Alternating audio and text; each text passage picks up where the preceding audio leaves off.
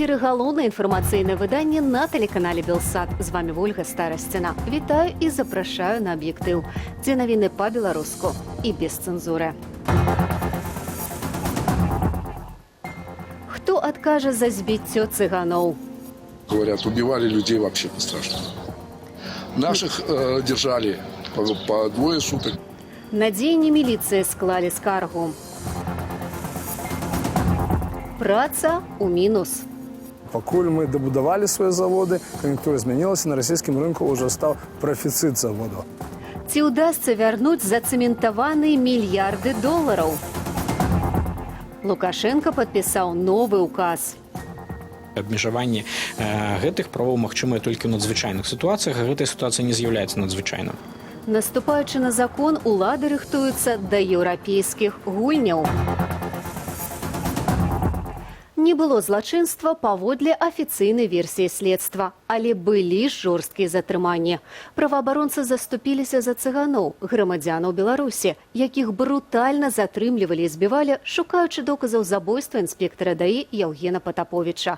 Праваабаронцы з Магілёва і Мінску паскардзіліся ў пракуратуру на гэткія дзеянні міліцыі. Александр Папко. Массавае затрыманне людзей з-за прыналежнасці да цыганскага этнасу – гэта распальванне міжнацыянальнай варожасці, заяўляюць праваабаронцы з цэнтру «Вясна». За такое злачынства прадугледжваюць да 10 гадоў турмы. Мы попросили, каб прокуратура прыняла нейкія дзеянні дзеля таго, каб начальнік УСаблвыканкама ўсё ж такі сышоў у адстаўку. У абласную пракуратуру праваабаронцы выслалі скаргу на дзеянні міліцыі, якая пасля гібелі інспектара ДАІ Яўгена Патаповіча затрымала прыблізна 100 грамадзянаў цыганскай нацыянальнасці. Без разбора ложили в пол.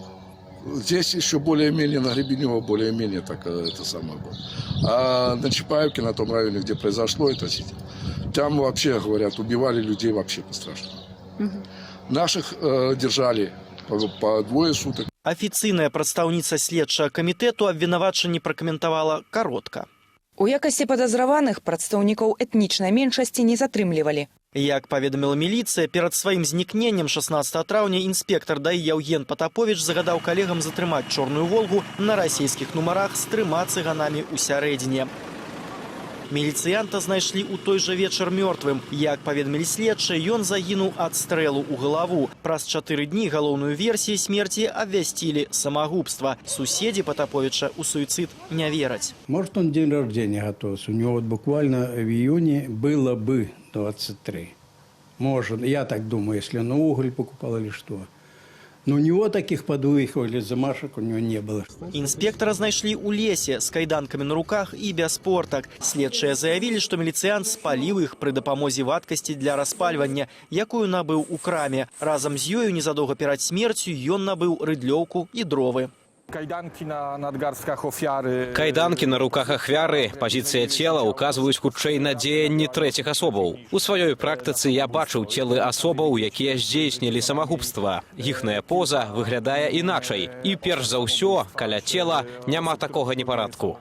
Першым пра гібель Яўгена Патаповіча паведаміў у сваім тэлеграм-канале блогер Нехта. Ён жа і апублікаваў здымак цела міліцыянта, такім, як яго знайшлі. Інфармацыя пра нібыта выкраданне міліцыянта мне паступіла ўвечары ад асобы, якая раней ужо дасылала нейкія ўнутраныя зводкі міліцыі, таму скосны давер да гэтай інфармацыі быў. У каментары парталу Тутбай прадстаўніца следчага камітэту агучыла версію, што міліцыянт замаскаваў уласнае самагубства пад забойства, каб сям'я атрымала ільготы. Паколькі ён ведае крыміналістыку, дык, конечно, ён мог суаднесці ўсе гэтыя рэчы і абставіны і абставіць менавіта так самагубства, каб гэта выглядзела як забойства. Яўгена Патаповіча пахавалі менш як праз 2 дні пасля гібелі. Следства ў справе ягонай смерці працягваецца. На пытанне журналістаў, ці варта папрасіць прабачэння ў затрыманых цыганоў, намеснік міністра ўнутраных справаў Іван Падгурскі адказаў: можа быць, і трэба. Не ведаю, ці будзем. Александр Папко, Белсат.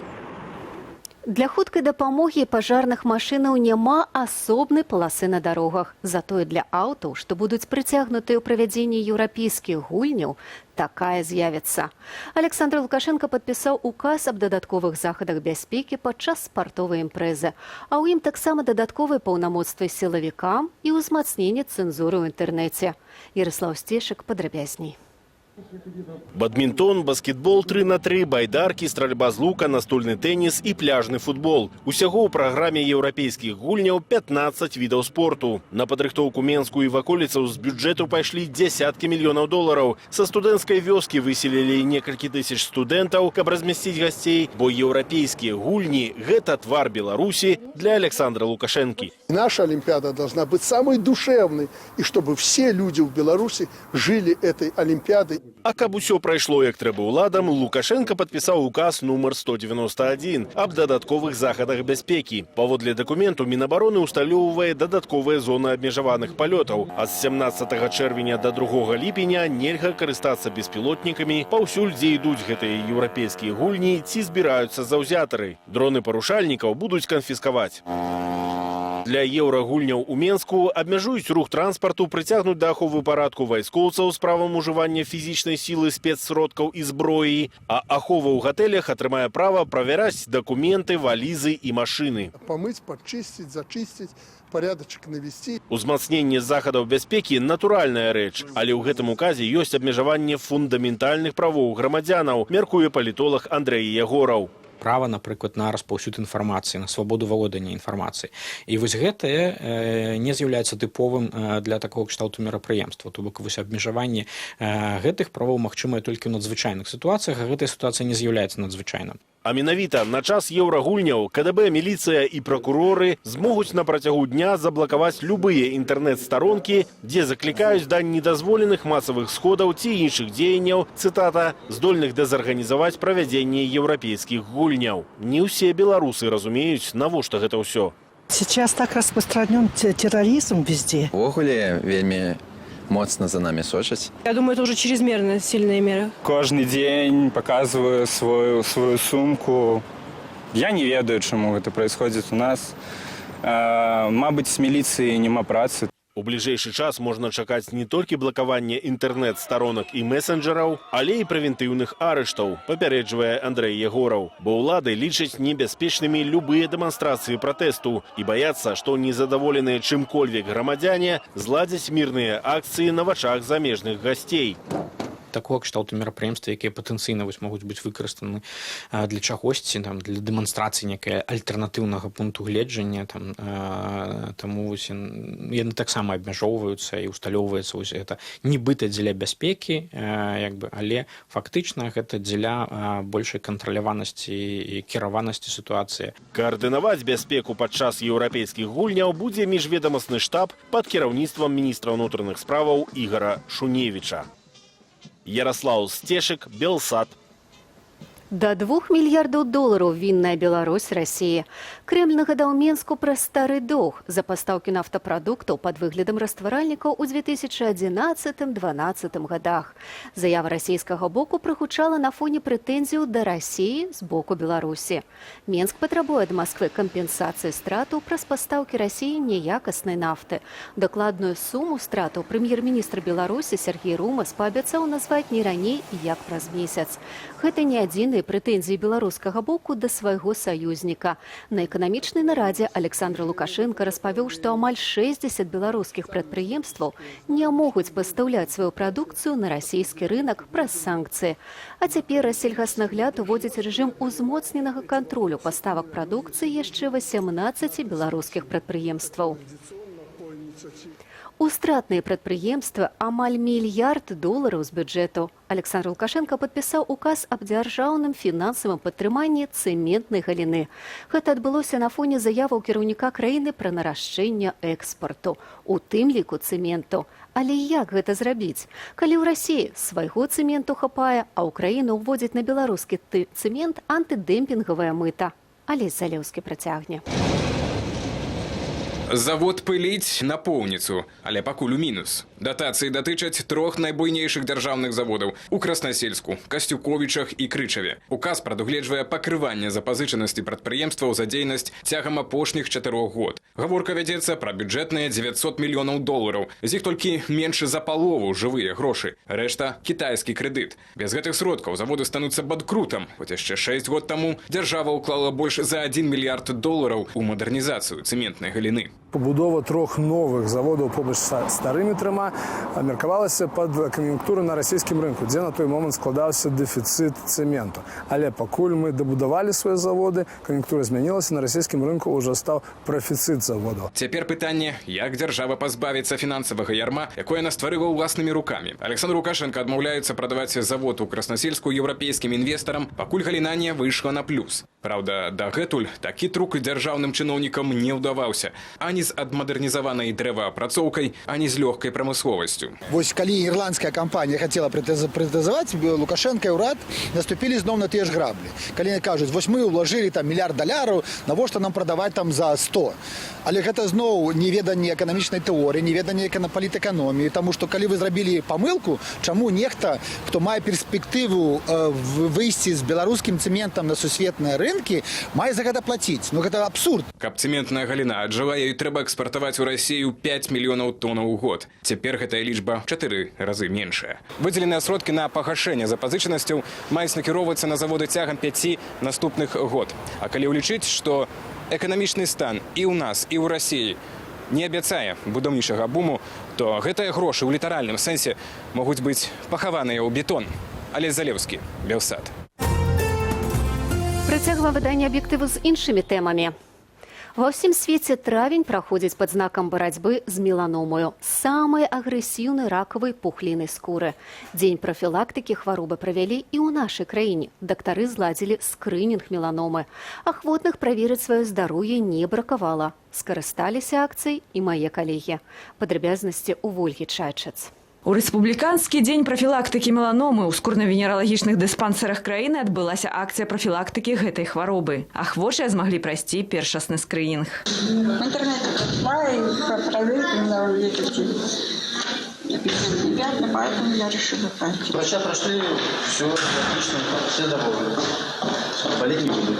Вырашыў скарыстацца акцыяй і наш аператар. Ён цяпер ведае, у яго меланомы няма. Летась у скрынінгу прынялі ўдзел 2459 чалавек. З іх 238 атрымалі накіраванне на кансультацыю анколага для ўдакладнення дыягназу. І ў 38 з іх выявілі меланому. Такі диспансер, як кожен венерологічний диспансер, так кожен мужчина просто боїться як огня. Ось. Ну і згадав про свою родзинку, таку вона тут у мене знаходиться. Часом я її задіваю бритвою, коли галюся. І боюся, що може бути навіть некое пошкодження нанес. І довідався тут у шпиталі, що наступства можуть бути самые серйозні. Меланома – від раку скуры. Яна небяспечная з-за высокай рызыкі развіцця метастазаў. Часцей хварэюць людзі са светлай скурай і валасамі, блакітнымі ды шэрымі вачыма. У большасці выпадкаў ім 40-45 гадоў, аднак апошнім часам усё часцей захворванне сустракаецца ў людзей ад 20 до 30. Летась онкологи выявили каля 1000 новых выпадков хворобы. Но меланома не входит у нас в десятку наиболее часто встречаемых опухолей. И если говорить о соотношении заболевших и умерших, есть такой вот критерий, который позволяет как бы оценить и диагностику, и качество диагностики, результаты лечения, так и подготовку населения. Вот так для меланомы он составляет у нас примерно где-то 27%. Да? Загар у салярыі, празмернае перабыванне на сонцы ў дзяцінстве і сонечныя апёкі павышаюць рызыку развіцця меланомы. Каб яе зменшыць, трэба рэгулярна аглядаць скуру, абараняць яе ад уздзеяння ультрафіолетового выпраменьвання. Абсолютно доказанный факт. Лица, которые имели хотя бы однократный ожог до периода пубертата, до 14-15 лет, это угрожаемые лица в плане последующего развития меланом кожи. Калі ж вы заўважылі з'яўленне плямаў на скуры, змяненне іх памеру або формы, неабходна неадкладна звярнуцца да спецыяліста. Сонца ўздымае настрой, але можа быць і прычынай хваробы, таму не забывайцеся выкарыстоўваць ахоўны крэм з фактарам абароны не менш за 15 і наносьце яго кожныя 40 хвілінаў. Вольга Чайчац, Белсат. Прысуд арганізатарам і ўдзельнікам акцыі ля брамы былога нацысцкага канцлагеру Аўшвіц змякчыў акруговы суд у Кракаве. Кожнаму з двух арганізатараў акцыі, грамадзянам Беларусі, на паўгода зменшылі тэрмін зняволення, вынесены летась судом Асвенціму. Такім чынам Адам Б. і Мікіта В. правядуць у турме адпаведна 12 і 8 месяцаў. Арганізатараў прызналі вінаватымі ў апаганьванні месца памяці ды забойстве жывёлы. Іншым удзельнікам акцыі, сярод якіх грамадзяне Польшчы, Нямецчыны ды Беларусі, зменшылі памер штрафу з 10 да 7,5 тысяч злотых кожнаму. Прысуд набыў моц. Скандальны перформанс у Асвенціме адбыўся 2 гады таму. Удзельнікі акцыі распрануліся ля брамы былога нацысцкага канцлагеру Аўшвіц. У надпісе на варотах «Праца робіць свабодным» закрылі слова «Арбайт», расцяжку са словам «Лав». Запусцілі некалькі петардаў і вусна прызналіся ў любові да розных краінаў свету. Пасля забілі авечку. Паводле арганізатараў акцыя ўвасабляла антываенны пратэст. Аграгарадок Каплічы Калінкавіцкага раёну застанецца без уласнай школы. Значыць, паведы, у наступным навучальным годзе 80 дзетак ізноў будуць ездзіць у школу за 30 кіламетраў ад дому. Гэтую пастанову паведаміла людзям уладная дэлегацыя, якая наведала мястэчка. Пры змаганні, у якім і слёзы, і пагрозы, Юлія Цяльпук. Паведы ў аграгарадку Каплічы можна было б ганяць роварамі, але на будынку ўжо і шыльды школа няма. Дзеці мусяць наведваць Шыічскую ў 30 кіламетрах ад дому. І снег ідзе, і марозы такія ў этом жа обарце году, якія былі. Ну і стаяць дзеці, мерзнуць. И часто болеют. 21 век, и закрыли такую школу. Это красавица, не школа. И детей в ней 80. Вот. Так они нашими детьми держат шиитскую школу. С 2016 года ремонту признанного аварийным будынку домагаецца Роза Стрэльчанка, якую мясцовыя абралі дэпутаткаю сельсавета. У адказ на апошні з шэрагу запыт Каплічы наведалі дэпутаты з Гомельскага аблвыканкаму і Калінкавіцкага райвыканкаму. У ремонте отмовили. Когда мы посылали депутатский запрос на имя Гареста Ивана Ивановича, мы на то время не знали, что Всемирный банк Республики Беларусь выделил 90 миллионов евро на ремонт на ремонт, модернизации и развитие школ в малых городах и населенных пунктах. Паводле чыноўнікаў, Каплічы не могуць скарыстацца і з гэтай магчымасці. Узгаданы ж Іван Гарест з'яўляецца дэпутатам Гомельскага аблсавету і адначасна галоўным рэдактарам Калінкавіцкіх навінаў. Телефонуем. Вы с какого боку к этому процессу? Вельмі б хацелася пачуць два бакі. Вы послухали один бок? Один бок уже послухала, так. Звоню цяпер вам, каб было два бакі. Працягвайце, слухайце далей. Газета, якую трымае чыноўнік, як і Каплічская школа, паўстала ў пасляваенны час. Функцыю інфармаваць жыхароў раёна пра ўсе вострыя справы не выконвае. Пра школу ў Каплічах няма ані слова. Хоць жыхары аграгарадка і суседніх вёсак на ўладнае няма грошай, прапануюць бескаштоўную дапамогу. Гуртам мясцовыя падлічылі, што за 3 гады аўтобусы накаталі дзяцей на 86 тысячаў долараў. 4 сторожа пільнуюць школу, чтоб вокна не паўдзіралі. 3 автобуса приходит, так? 3 шоферам зарплата, амортизация машины, бензин. Так на это гроши есть. Праігнаравала ўлада і прапанову стварыць рахунак для ахвяраванняў на рамонт. Рэхам аблвыканкаму адказаў міністр адукацыі. Паводле інфармацыі Гомельскага аблвыканкаму падчас абследавання ўстанавілі, што комплекс працаў па аднаўленні будынку школы пацягне за сабою значныя выдаткі, сувымерныя з узвядзеннем новага будынку школы. Цягам 2 гадоў Розе Стрэльчанцы пагражаюць праз тэлефон. Значит, мой телефон прослухивается? 3 месяцы таму правакатары паведамілі міліцыі, што жанчына ўзарве школу, што абярнулася ператрусам у яе доме. У Калінкавіцкай міліцыі ляжаць 7 заяваў. Депутат з'яўляецца адвакатам народа, які яго абраў.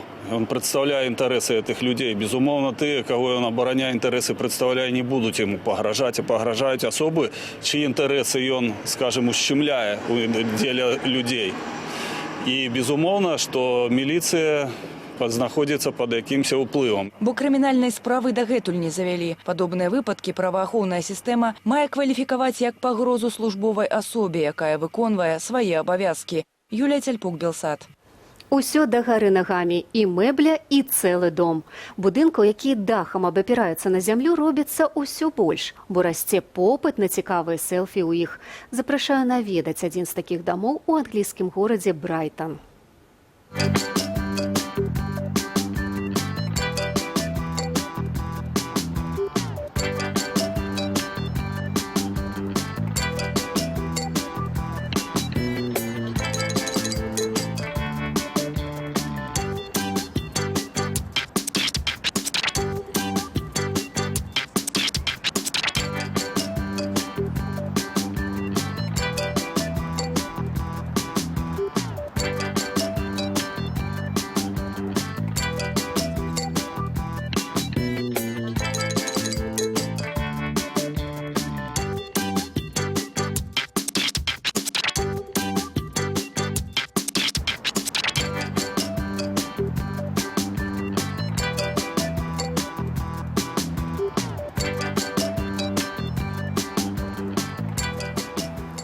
У мяне ж на сёння ўсё. Да сустрэчы ў заўтрашнім эфіры. Беражыце сябе.